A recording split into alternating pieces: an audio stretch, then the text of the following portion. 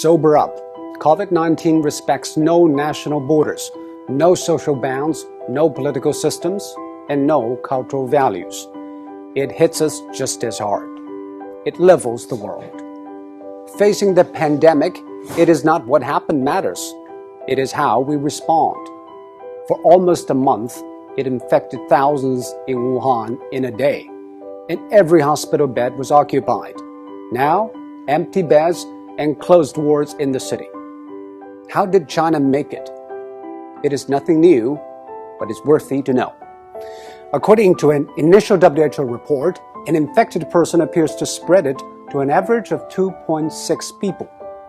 And after 10 generations of transmission, with each taking 5 or 6 days, that one initial case has spawned 3,500 in matters of days.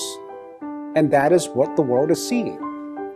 What China did is to break the cycle by human intervention.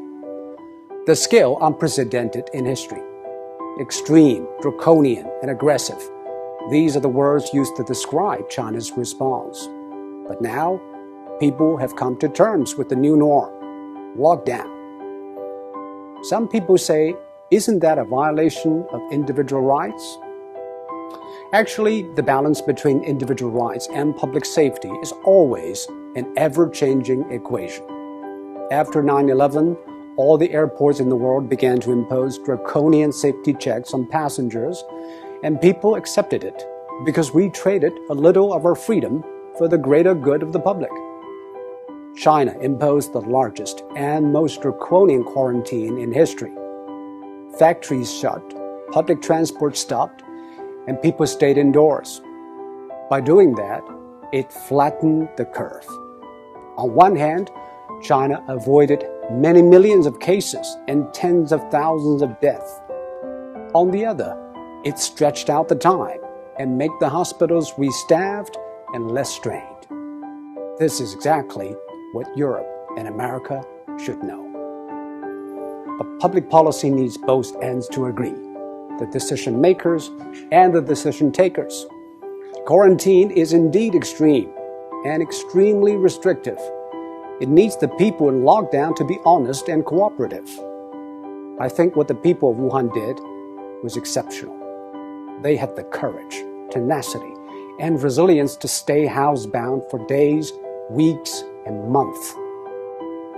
Most view the quarantine as a civic duty, and that is why it worked. Public health methods are universal. They either work or they don't. We are all human beings. Our epidemiology is the same, but we have different economies, demographies, and sociologies. Facing a global pandemic, every nation needs a new contract signed between its politicians, businesses, and the public. Desperate times ask desperate measures. This is a desperate time, and we should not put politics ahead of public health, now more than ever. The new coronavirus has been claimed by ideologues.